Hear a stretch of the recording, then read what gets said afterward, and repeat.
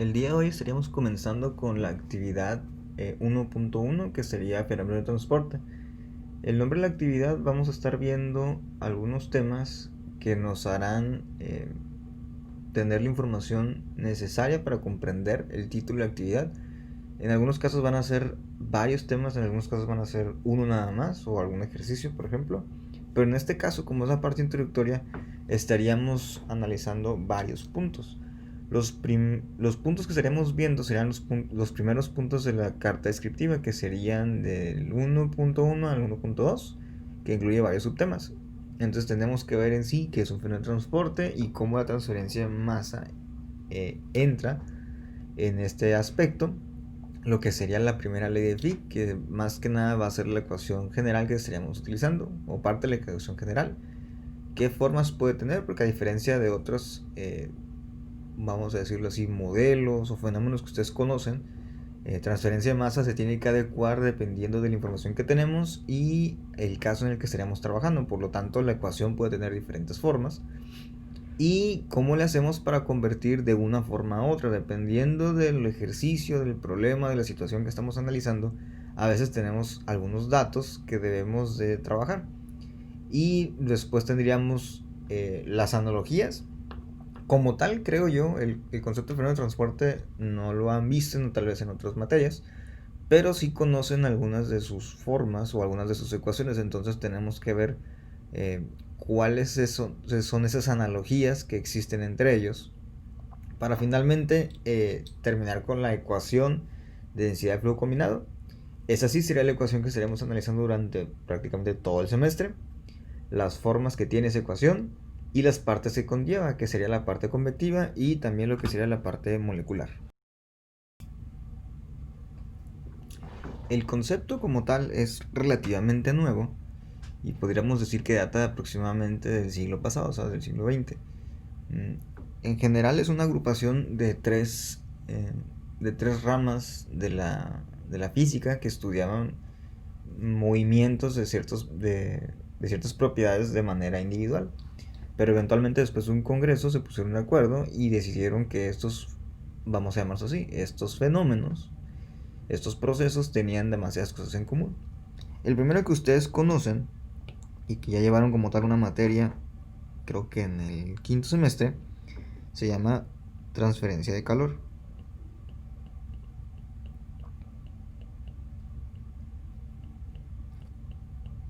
Ese sería el primero, ¿no? Durante el curso vamos a ver lo que sería transferencia de masa, que sería el tercero. Y ustedes ya miraron uno que tal vez no lo vieron con el nombre de transferencia de, sino que miraron más que nada una especie de como de aplicación, vamos a llamarlo así, y lo miraron por ahí de mecánica de fluidos. No sé hasta qué grado llegaron en la profundidad de la temática, pero mecánica de fluidos tiene que ver con cómo se mueve el momentum o el movimiento de un flujo. Entonces eso es transferencia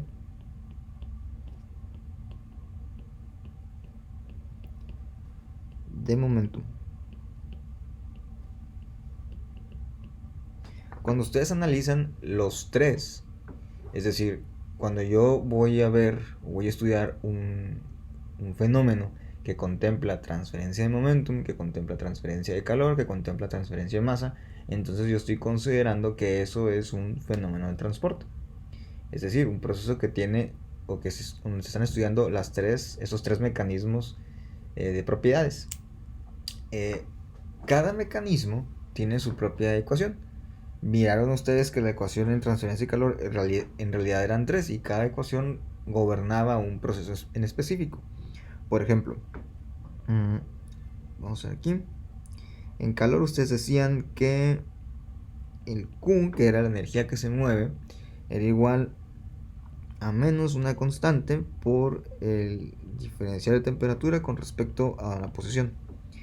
Y a eso le conocían ustedes como el proceso de conducción. Y dependiendo de su bibliografía podría haber tenido otros nombres como la ley de conducción de calor de Fourier, por ejemplo.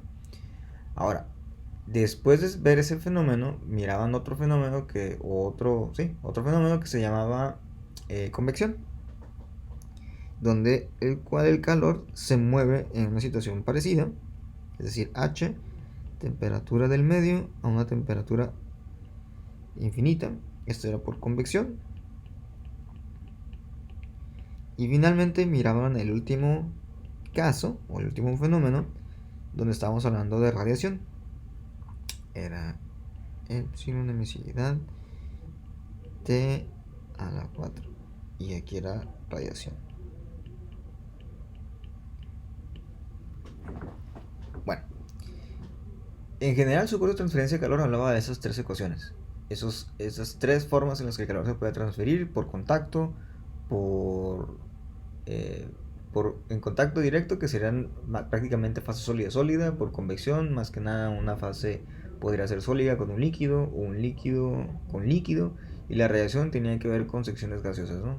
Altos volúmenes. Ahora, así como tenemos una ecuación en transferencia de calor, o tenemos tres ecuaciones, vamos a tener ecuaciones tanto en transferencia de momentum como en transferencia de masa. En transferencia de momentum, vamos a llamarla así, solamente en general se ve una sola ecuación. Esta ecuación se conoce de esta forma. En y con respecto a dx. Ok, por ejemplo, tendríamos esta ecuación, la cual lleva el nombre de ley de viscosidad de Newton. Esta ley, por ejemplo, tiene términos que podrían ser, ¿cómo podemos decirlo? Familiares para ustedes. Por ejemplo, el término que se encuentra aquí, el que estoy encerrando en esta parte, ese sería la viscosidad. Y el término que se encuentra aquí es el término de velocidad. Este término sería muy parecido al de conducción de calor. Prácticamente estamos hablando de lo que sería la distancia por la cual está ocurriendo el proceso. Y nos deja esta variable como la nueva, ¿no? ¿Qué es lo que está midiendo la ley de viscosidad de Newton? Bueno, esta variable es la letra griega tau, y nos está midiendo algo que se conoce como esfuerzo cortante.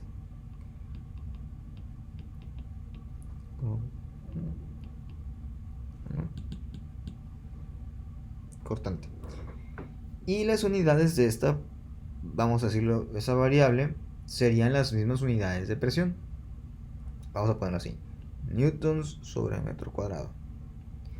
¿Y cuál sería la diferencia? Bueno, no sé si recuerdan cuando ustedes miraban perfiles de flujo. No sé, vamos a poner aquí perfiles de flujo. En perfiles de flujo yo tenía lo que es el laminar. Y en el laminar yo decía, tengo un flujo máximo. Si yo tengo un flujo, en el centro de ese flujo voy a tener velocidad máxima, y conforme me voy alejando del centro, voy disminuyendo mi velocidad de esa forma, hasta que cuando llego al centro a la pared del sistema que mantiene mi flujo, yo obtengo una velocidad de cero, ¿no? Así, prácticamente. Y si esto se considera como la tubería, vamos a poner así. Entonces esta es la tubería. Entonces,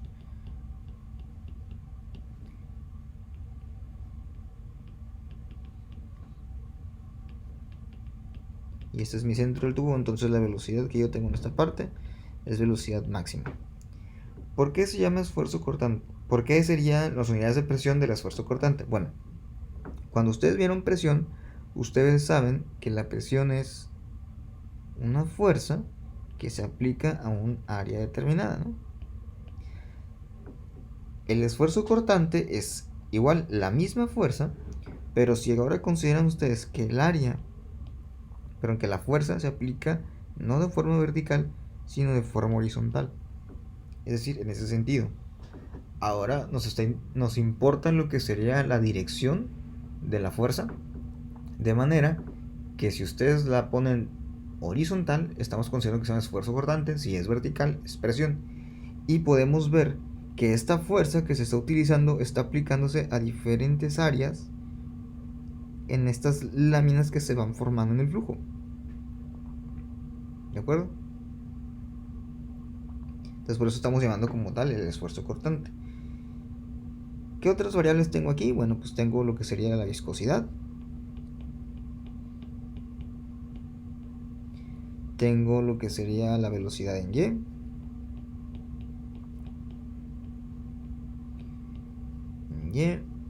X sería la distancia. Y pues el signo se mantiene como tal, ¿no? El signo negativo. Entonces en un proceso de esta forma, pues eso serían las variables que yo tengo.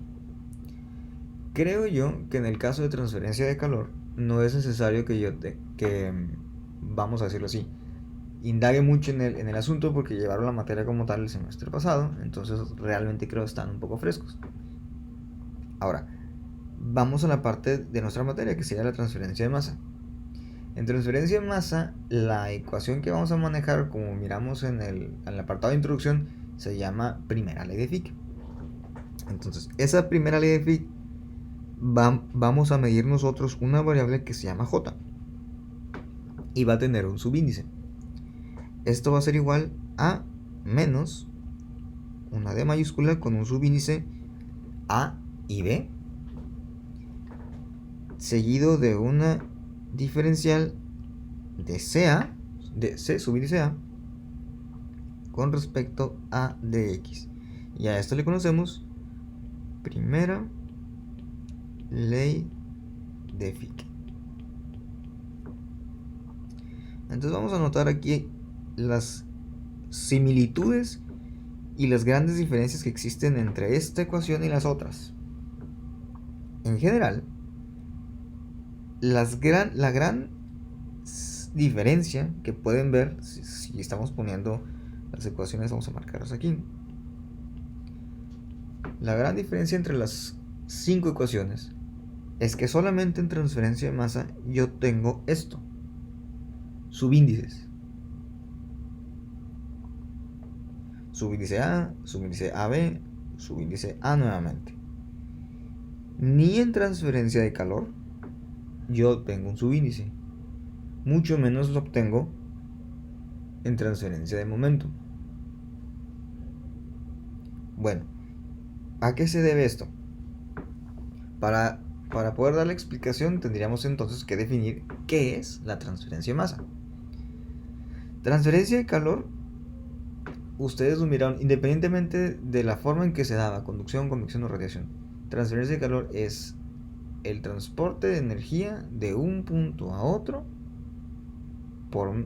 gracias a una diferencia de temperaturas. A grandes rasgos, el calor viaja desde una temperatura más alta a una temperatura más baja.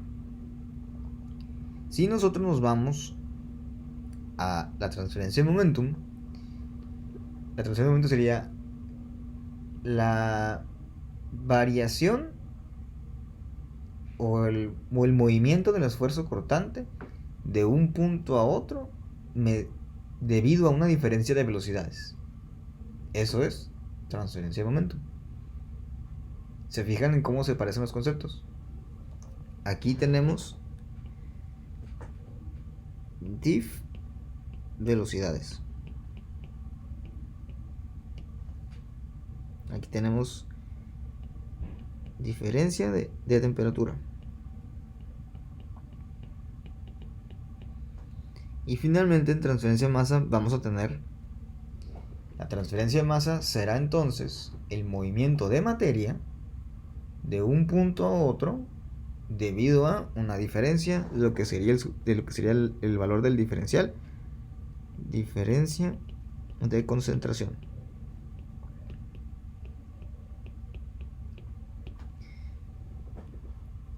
Entonces ya entendemos eso. El concepto debe incluir esos elementos: qué se está moviendo, de qué punto y a qué punto va, y debido a qué se da ese proceso. Entonces, transporte de materia de un punto de mayor concentración a un punto de menor concentración, y eso se da por diferencia de concentraciones. ¿Qué significa entonces el subíndice A y B? Bueno, a diferencia del calor, el calor simplemente es energía, no es como tal materia. Cuando ustedes separan lo que es materia y es energía, al momento de analizar energía, ustedes podrían tener, digamos, entalpías de vaporización, entalpías de formación, entalpías de combustión, etcétera, etcétera, etcétera. Muchas maneras de cómo llamar la entalpía, pero al final del día es solamente energía. Si nosotros vemos materia, la manera de la clasificación no es tan sencilla. Materia, para empezar, tendríamos que analizar qué materia es. Está en fase líquida, está en fase gaseosa, está en fase sólida. Y escogiendo la fase, bueno, entonces es una especie de química, es un elemento, es helio, es hidrógeno, es oxígeno. Y si no es un elemento, entonces es un compuesto. Entonces aquí podríamos ir viendo. Puede ser líquido, puede ser sólido, puede ser gas, es un elemento, es un compuesto. Y lo más importante, si es un compuesto, entonces, ¿qué es?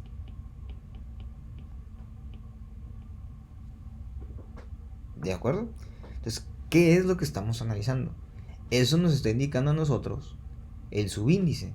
A representa el tipo de material, o el material en sí que nosotros vamos a analizar. Si nosotros vamos a ver cómo se mueve el agua en un proceso, entonces A será nuestra especie agua. Es lo que nosotros vamos a ver cómo se está moviendo. Vamos a ver el siguiente ejemplo para entender esta situación. Supongamos que ahora yo tengo un estanque de agua que se encuentra por ejemplo, a una presión de una atmósfera y está en condiciones estándar de temperatura. Está a 25. Vamos a decir que hay un volumen total de, ¿qué les gusta? 500 mililitros. ¿Ok? Entonces tenemos ese volumen de líquido y está sobre una superficie que no permite que vamos a decir que permee, es decir, que viaje hacia la parte inferior. Simplemente el líquido se mantiene ahí. Ok, ustedes miraron termodinámica, saben que el agua, para que pueda cambiar de fase líquida a fase gaseosa a una atmósfera, tiene que tener una temperatura de 100 Celsius, ¿no? Ok, eso ya lo saben en termodinámica. Bajo esas condiciones, el agua no ebulle. Eso quiere decir que el agua no va a cambiar de fase. Ahora piensen un poquito. Imaginen que tienen una superficie como un plástico, vamos a llamar así, un impermeable, vaya. Le ponemos 500 mililitros de agua encima y vamos a esperar. Lo dejamos pasar un mes a una atmósfera y a los 25. La pregunta es, si no ebulle, entonces, y no hay cambio de fase, después de un mes,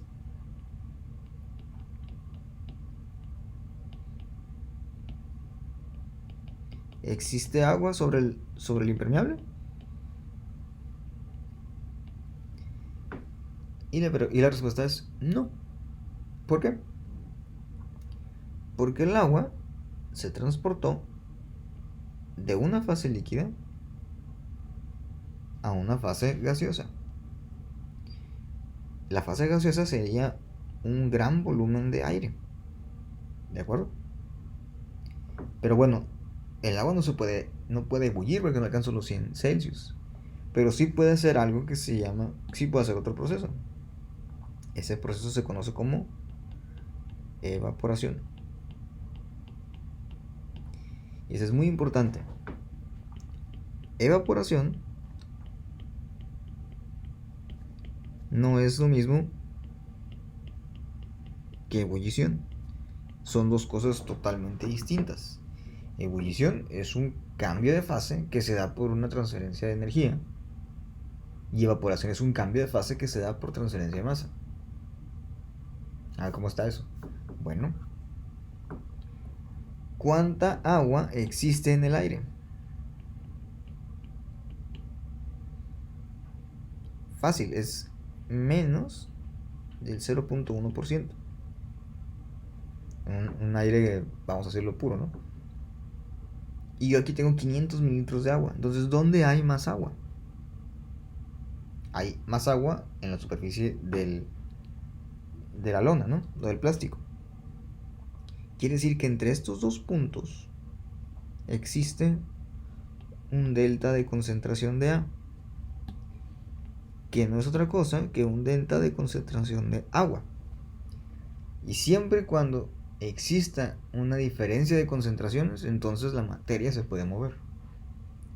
Es lo que estaríamos llegando nosotros a ese proceso de transferencia de masa. Vamos a anotar ahora esta parte en la letra de A, en la letra D, y vamos a ver que tiene dos subíndices, la A y la B. A representa la especie química que yo estoy analizando, es decir, quién se mueve. Y B representa en dónde se mueve.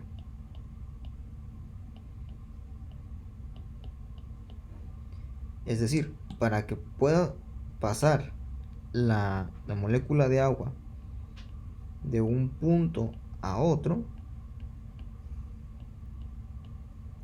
debe de pasar primeramente por otras moléculas.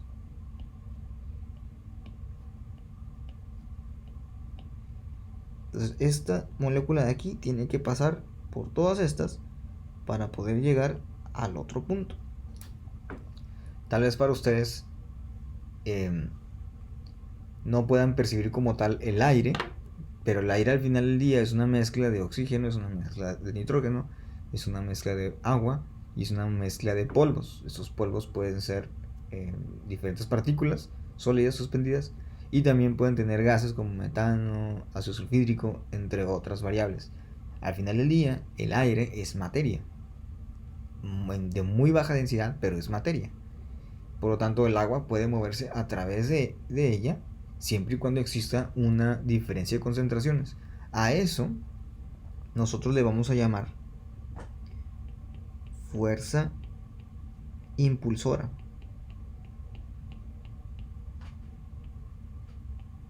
Y ese es importante el concepto, que lo mantengan,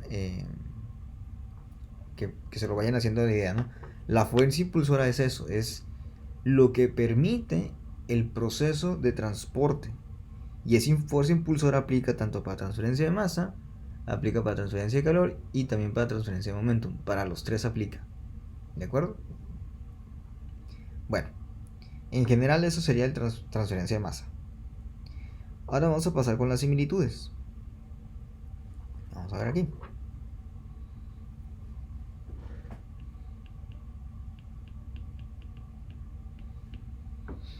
Similitudes. ¿En qué se parecen las ecuaciones de trabajo? Vamos a analizar más que nada la de transferencia de momentum, la ley de discusión de Newton, vamos a ver la de conducción y vamos a ver la primera ley de Fick, que son las que tienen valores muy similares o formas muy similares. Primero, van a notar que todas las ecuaciones tienen un signo negativo. Similitudes tendríamos signo.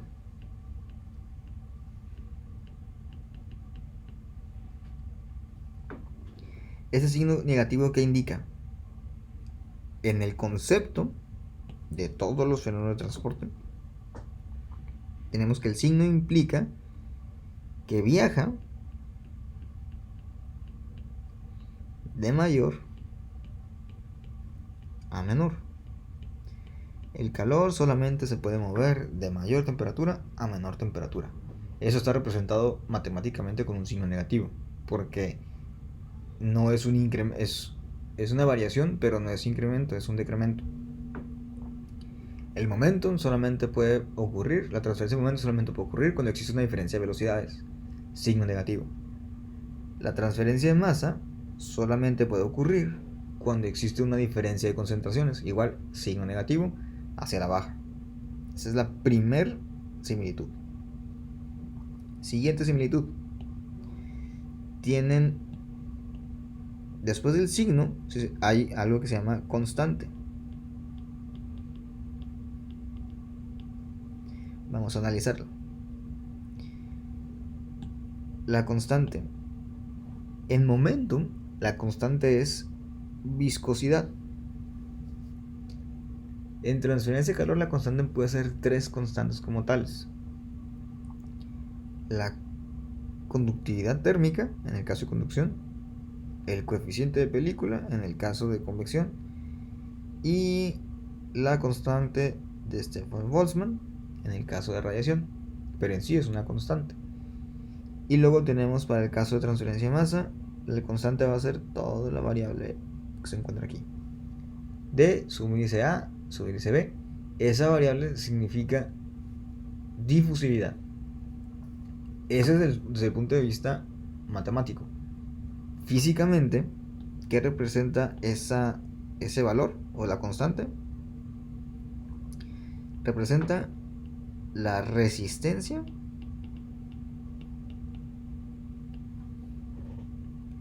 del medio a la transferencia.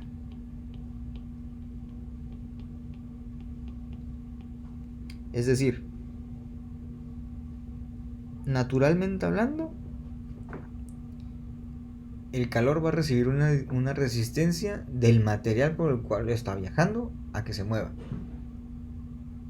El esfuerzo cortante va a recibir una resistencia de acuerdo al líquido o al fluido, al gas, vamos a decirlo así, con el que se esté transportando. Y la transferencia de masa va a recibir una resistencia de acuerdo a la especie química en donde se está transportando el material de interés. Si nos vamos al ejemplo del agua y el aire, quiere decir que el agua es nuestra especie química de interés y el aire es el medio por el cual se está moviendo esa especie. Entonces eso sería la constante. Siguiente similitud. La sería el diferencial. Si se fijan, todas las ecuaciones, al menos las primeras de los 3 fenómenos, tienen una D. dVy, que sería el diferencial de velocidad. dt, que sería el diferencial de temperatura. Y el dCA, que sería el diferencial de concentración. Diferencial de concentración. Entonces, ¿qué es lo que representa esta expresión matemática desde el punto de vista físico? Representa la fuerza impulsora. Se pone aquí. Fuerza impulsora. Y si se fijaron, en la parte inferior todas las Ds tienen un dx. Vamos a poner aquí diferencial 2, que sería la parte inferior, y eso va a representar la dirección de transporte. ¿De acuerdo? Entonces, en general, la primera parte del apunte, tienen ustedes una conceptualización general de lo que es fenómeno de transporte, qué significa transferencia de momentum, qué significa transferencia de calor, qué significa transferencia de masa, las igualdades que existen entre esa expresión matemática y el fenómeno físico como tal, las similitudes que hay entre ellos, y deberían de ser capaces de dos cosas. Deben de ser capaces en este momento de poder definir qué es un fenómeno de transporte, y deben de ser capaces de definir las 3 transferencias. Si no son capaces de definirlo, su concepto debe tener al menos, o debe incluir al menos los 4 puntos de las similitudes. El concepto debe explicar qué significa el signo negativo, qué significa la constante, qué significa el diferencial 1 y qué significa el diferencial 2. Por lo tanto, al agrupar todos esos términos, entonces tendrían el concepto como tal. Un ejemplo, transferencia de masa, aplicando esto de las similitudes. Transferencia de masa sería algo así como: es el transporte de materia de un punto de mayor concentración a un punto de menor concentración debido a una diferencial de concentraciones. ¿Se fijan? Aquí estoy hablando de un punto, estoy hablando de la fuerza impulsora, estoy diciendo que viaja de un punto de mayor a menor. Y al momento que dije de una especie química en otra, ahí tendría la parte de lo que sería la resistencia. Con eso ya puedo englobar el concepto de. Ahora sí, vamos a la parte que nos interesa, que sería la primera ley de Fick, esa que se encuentra aquí. La J en general es transferencia de masa y va a representar de esta manera, primera ley de Fick. La D yo les comenté así a grandes rasgos que es difusividad, la C ya saben que es concentración y la X va a ser como en todas lo que sería distancia en el eje X, ¿no? Va a ser importante, durante todo el semestre voy a estar haciendo anotaciones de fórmulas más que nada, algunos dibujos, ejercicios, etcétera, pero no les voy a estar escribiendo teoría y tampoco les voy a estar mandando presentaciones con teoría. Una parte de la idea es que ustedes puedan revisar el manual de clase, que lean el manual de clase y que de ahí obtengan información relevante para que puedan hacer su apunte. Y la otra es que de todas las cosas que estoy hablando mientras estoy escribiendo, ahí también hay teoría, entonces eso ya es parte de su responsabilidad como de estudiante universitario, ¿no? Formar el apunte teórico como tal y estar haciendo la definición de los conceptos. Lo que sí les voy a decir es, por ejemplo, al final de cada apartado, ustedes tienen que ser capaces de poder definir esto, esto y esto. Y si no pueden, entonces búsquenle, repitan el video, agárrense el manual, etcétera, etcétera. Entonces vamos a lo que sería la siguiente parte. La ley de Fick como tal. Vamos a poner aquí nuevo.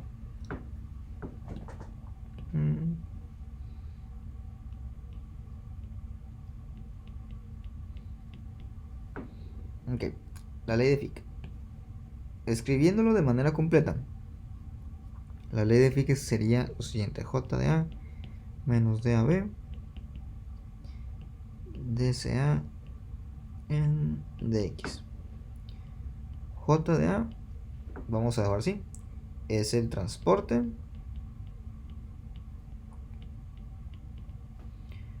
muy importante molecular de materia. Las unidades van a ser sustancia, dimensiones más que nada, perdón. Sustancia, área, tiempo. D subíndice AB va a representar difusividad.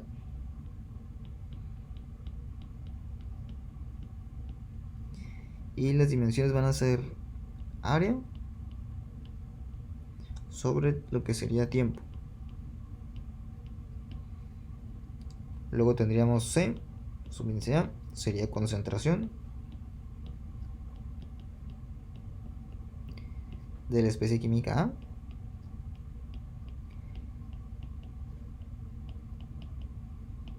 Y vamos a entender como especie química, a lo mejor en otras materias le decían compuesto, el compuesto tal, el elemento tal, etcétera, etcétera. Aquí nos vamos a referir a él como especie química. ¿Okay? Especie química A, y esa va a tener unidades de dimensiones de sustancia,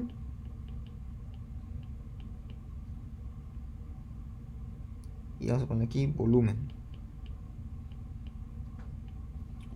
Finalmente el X representa la dirección de transporte.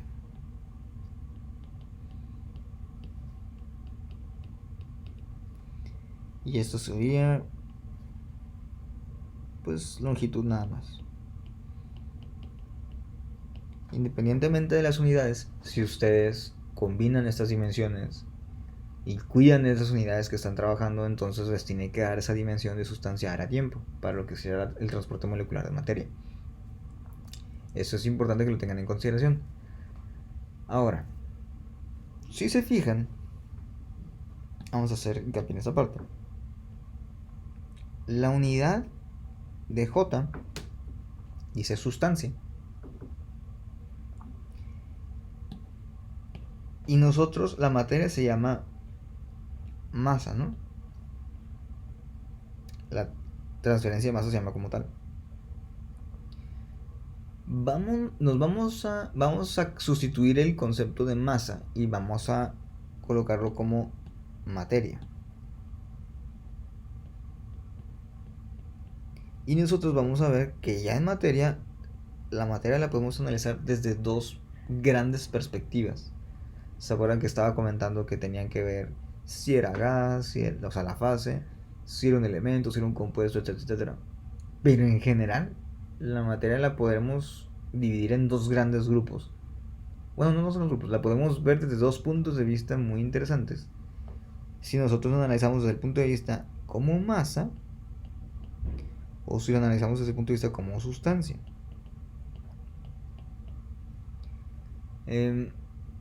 Uno está relacionado estrictamente con los moles y el otro está relacionado como tal con los kilogramos, ¿no? Como unidad fundamental del sistema internacional, tendríamos que la masa, la unidad fundamental son los kilogramos y la sustancia son los moles, ¿no? Entonces esa es la gran diferencia.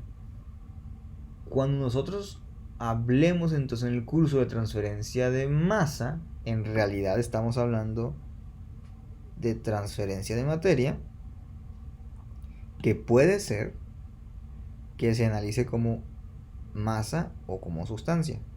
Eso es importante.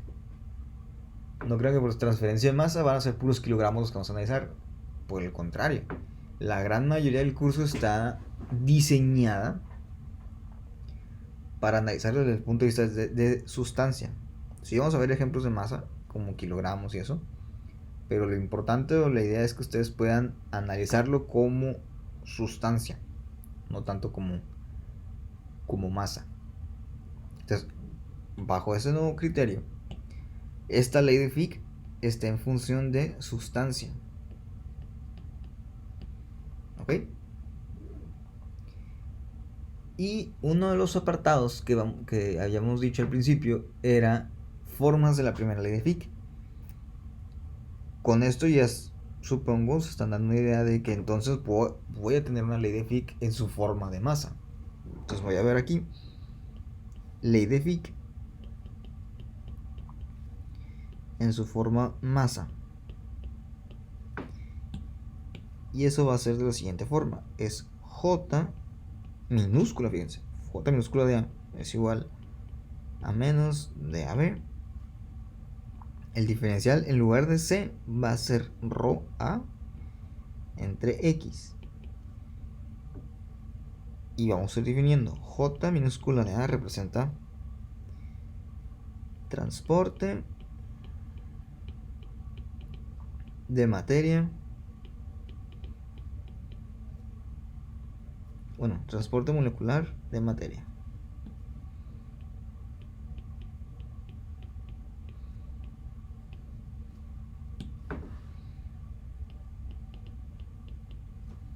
¿Y qué dimensiones va a tener? Ok, aquí sería entonces masa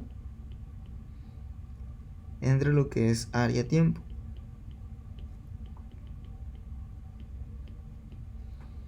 Luego tenemos la difusividad, es igual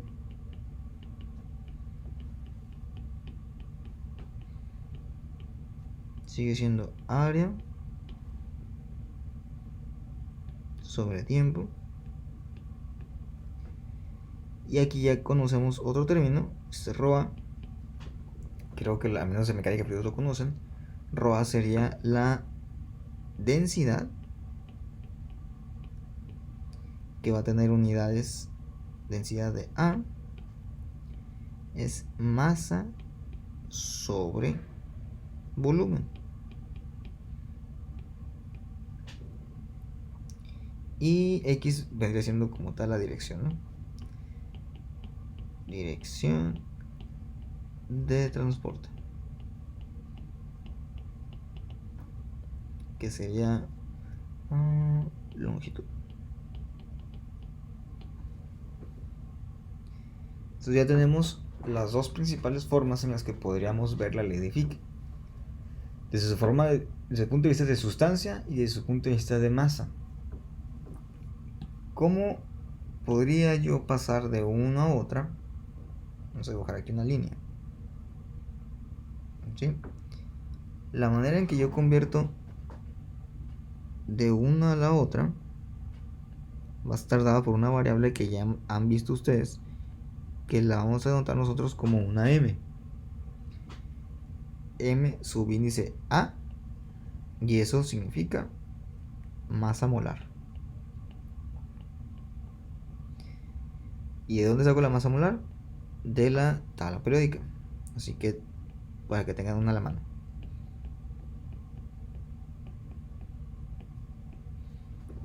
¿De acuerdo? Ok, entonces tendría yo las dos formas generales de transferencia de materia.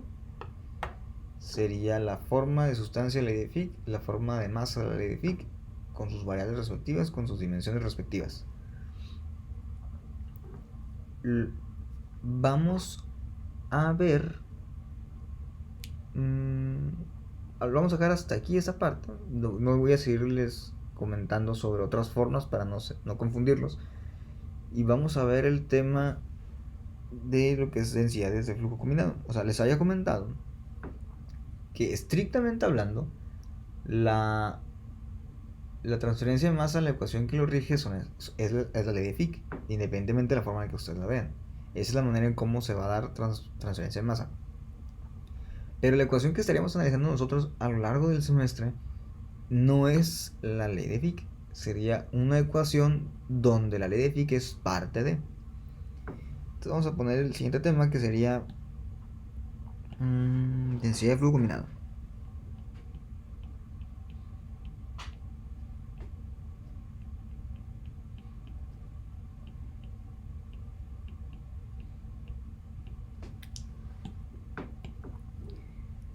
Entonces, densidad de flujo combinado. Esta aquí, por ejemplo,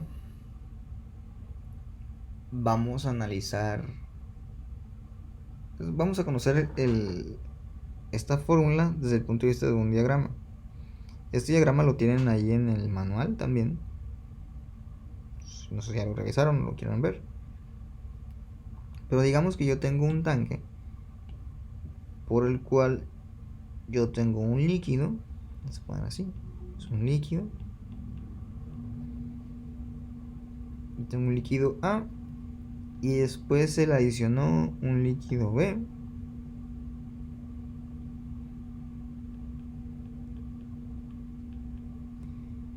Y vamos a decir que son miscibles. ¿Qué significa que sean miscibles? Bueno, que no son como el agua y el aceite. Es decir, que sí se pueden mezclar.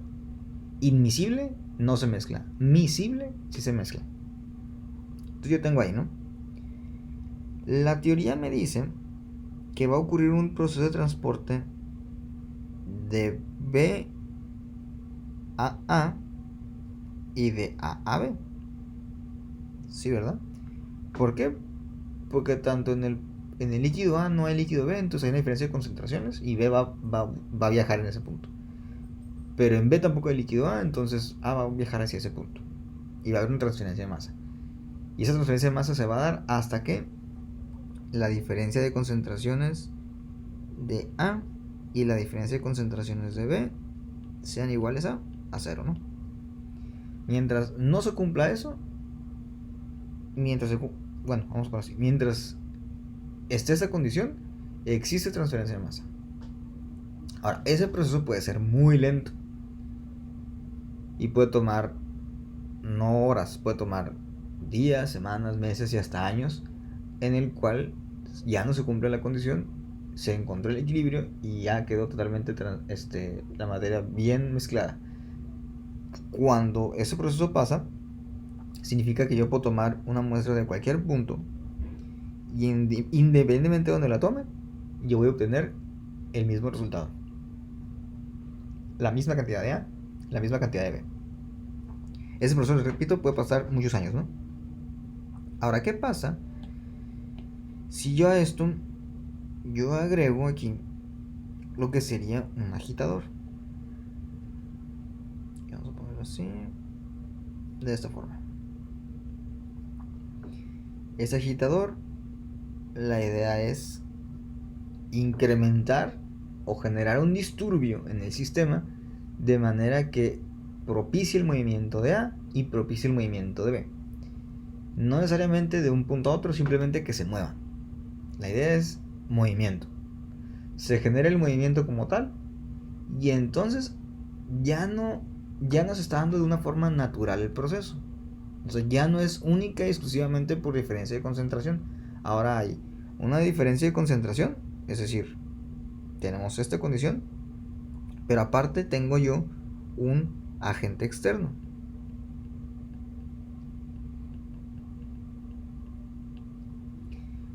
Cuando este agente externo también debe de considerarse dentro de los cálculos. La primera ley de Fick, si se fijan, no contempla nada de un agente externo, simplemente es de manera natural. Si ustedes colocan esta agente, la ley de Fick, la primera ley de Fick ya se vuelve, vamos a decirlo así, como no es precisa para el cálculo que podemos obtener nosotros.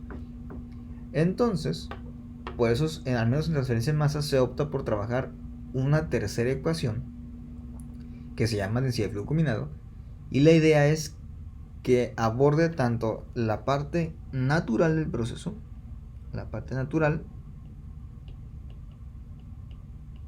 y la parte externa o la parte forzada.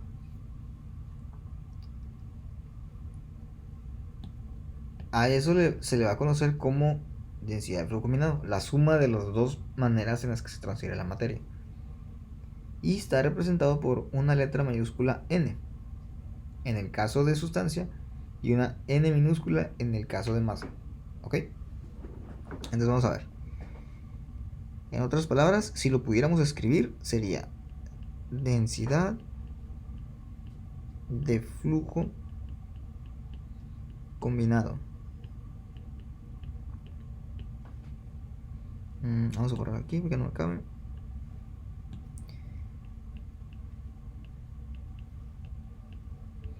Y luego aquí ponemos densidad de flujo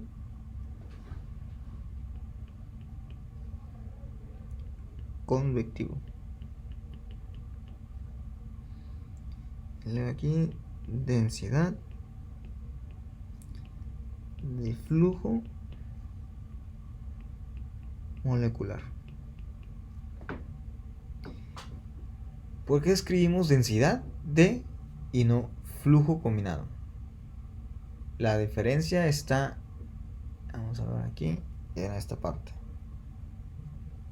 Una densidad, a diferencia de un flujo, analiza también el área por la cual está fluyendo el material de interés.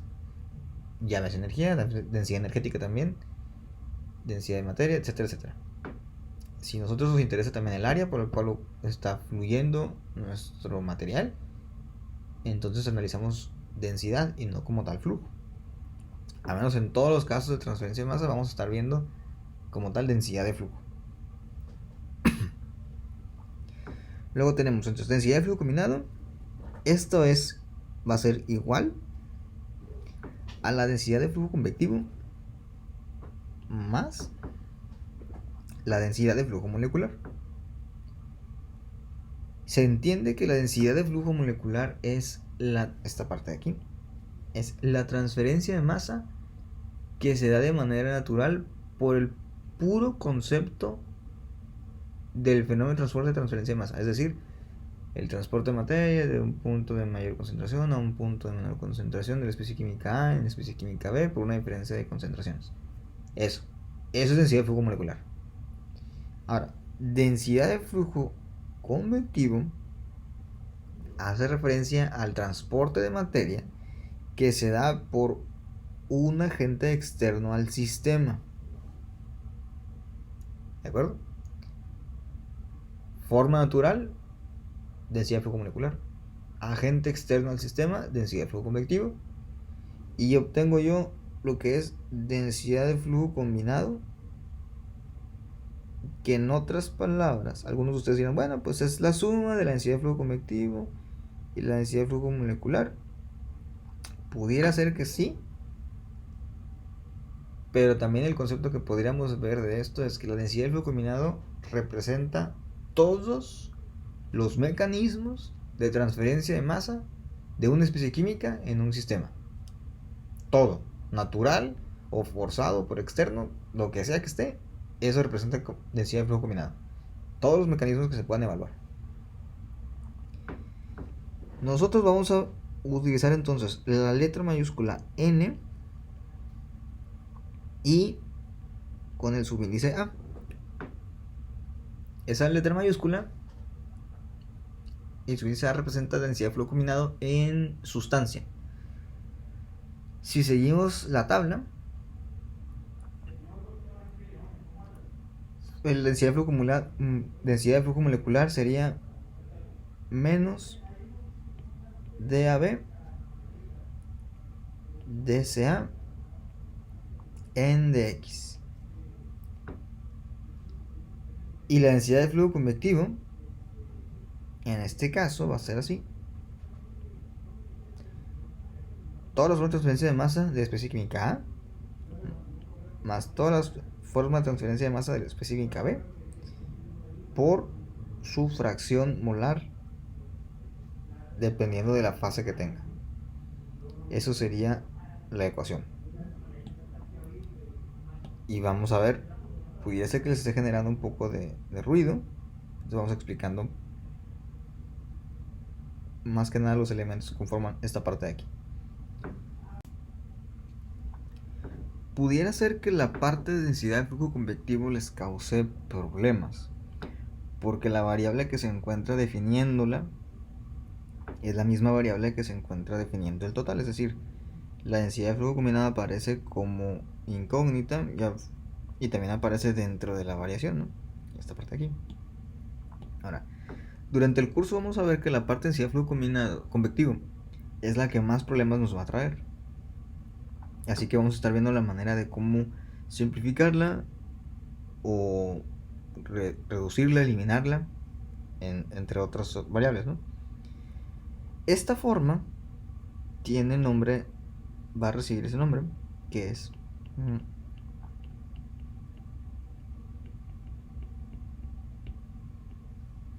la densidad de flujo convectivo en su forma estequiométrica. Es decir,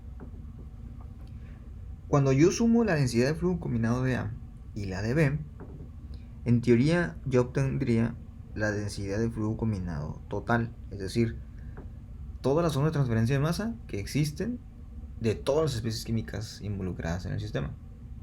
¿Ok? Y eso yo lo multiplico por la fracción molar de A. Ahora, la fracción molar lo vamos a ver en el siguiente apunte, o en la siguiente actividad, pero la fracción molar en general representa la cantidad de moles que existen de A en un punto con respecto a todos los moles que hay de todas las especies químicas, tanto A, B, C o las N especies químicas que existen. ¿Se parece algo así como a la fracción másica? Sí, solamente que en lugar de masa son moles. Entonces eso se representa. Eso es la densidad de flujo convectivo en su forma estequiométrica. Ahora, hay otra forma que pudiera ser que les cause menos ruido a ustedes, que sería la de velocidad. Es decir, la densidad de flujo convectivo es la velocidad de A, la concentración de A, perdón, por la velocidad que está asociada al sistema. Esa es su forma de velocidad. Esta puede ser que no les cause tanto ruido y que tenga ya mucho que ver con la parte del agente externo, ¿no? Porque recuerden del dibujo, el agente externo está agregando una velocidad al momento de mezclado. Por lo tanto, tendría sentido que nosotros la pudiéramos analizar como CA por B. ¿Ok? La densidad de flujo molecular también podría ser de esta forma.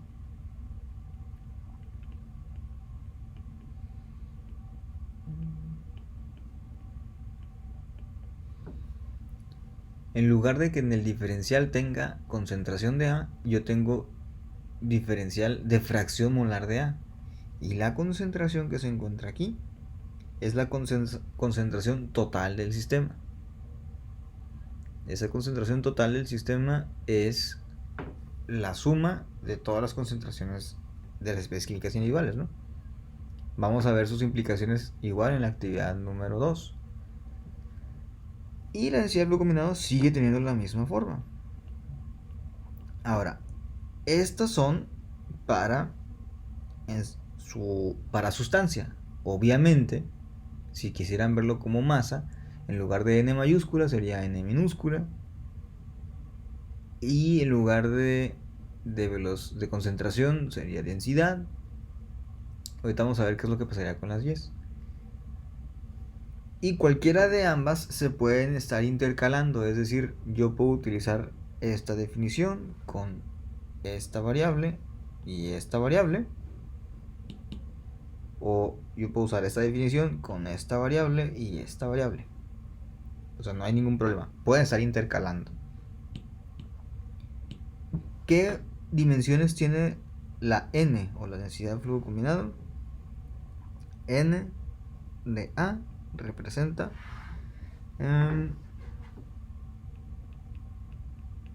todas las formas. Bueno, no sé, ya lo saben ustedes. Representa todas las formas de transferencia de masa de A, pero NA representa densidad de flujo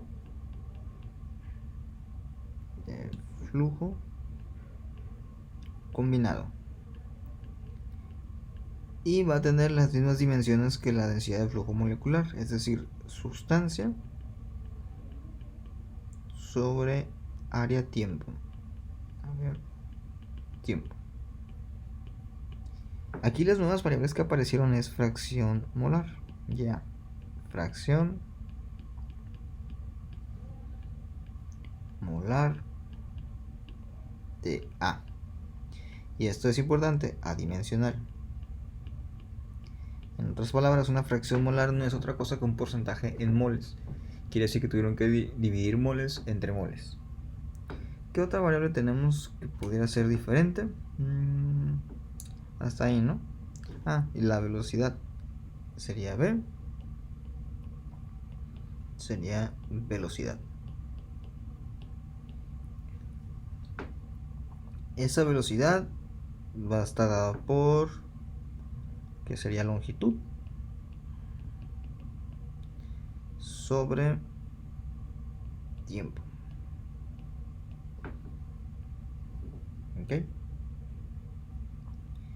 Como parte de su apunte, ustedes deben de ser capaces ahora de escribir esta misma tabla, pero en función de masa. Es decir, esto es en función de sustancia, esto de aquí lo pueden escribir ahora en función de la n minúscula. Va a tener la misma secuencia. Lo único nuevo o lo único que tendrían que hacer es esto. Es importante que tengamos en cuenta lo siguiente. Ahora, vamos a poner aquí. Vamos a poner que esto es sustancia. Y esto es masa. Vamos a hacer una pequeña tabla nada más para ver los valores. Y vamos a poner aquí fase. Vamos a poner sólido, líquido y gas.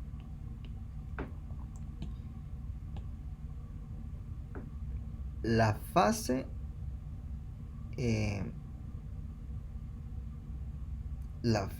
se va a representar de diferentes formas dependiendo si es masa o sustancia lo que se está analizando.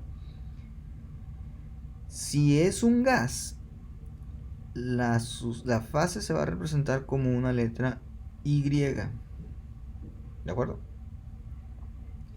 Si es un líquido, la fase se va a representar con una letra X. Si es un sólido, lo vamos a representar con la letra Z. Y en masa, si es líquido, sólido o gas, lo vamos a representar con la letra W. ¿De acuerdo? Entonces eso es importante.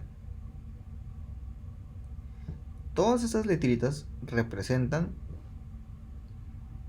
un estado de agregación de la materia. Y también representan tanto el estado de agregación como lo que sería el tipo de análisis que se está haciendo, si es sustancia o si es en masa. Si ustedes ven XA, estoy analizando entonces transferencia de masa en un líquido y va a estar en sustancia. Si estoy analizando WA, ok, entonces estoy analizando transferencia de masa. No sé qué fase es, pero sé que es en unidades de masa. A ver kilogramos y a ver gramos. ¿De acuerdo? Ahora, hay que tener cuidado con la siguiente parte. Si nosotros ponemos aquí DCA en DY, por ejemplo, hay que tener cuidado de no confundir con esta Y. Una no tiene subíndice y la otra sí tiene subíndice. La que tiene subíndice es una fracción. La que no tiene subíndice estaremos considerando que es un eje. Un eje de la dirección como tal. ¿Ok? Ahora sí, considerando esta tabla que tenemos aquí, o este apunte, junto con la manera en que vamos nosotros a denominar las fases y el tipo de análisis que nosotros realizamos, ustedes tienen que ser capaces de este mismo apunte transcribirlo en la forma de masa, es decir, con la n minúscula, utilizando la forma estequiométrica, utilizando la forma de velocidad, tanto para densidad de flujo convectivo como densidad de flujo molecular. Entonces tienen que ser capaces de hacer esa parte, ¿no? Bueno, entonces por lo pronto eso sería la primera actividad de la unidad, la actividad 1.1, que corresponde al fenómeno de transporte. Lo que harían es el apunte, que es hacer transcribir todo lo que miraron durante el video, y aparte contestar esas preguntas o completar el apunte. Las preguntas son: ustedes tienen que ser capaces de definir qué es un fenómeno de transporte, deben de ser capaces de definir qué es transferencia de momentum, qué es transferencia de calor, qué es la transferencia de masa, y aparte de todo eso, la parte de densidad de flujo combinado, escribirla en su forma de masa.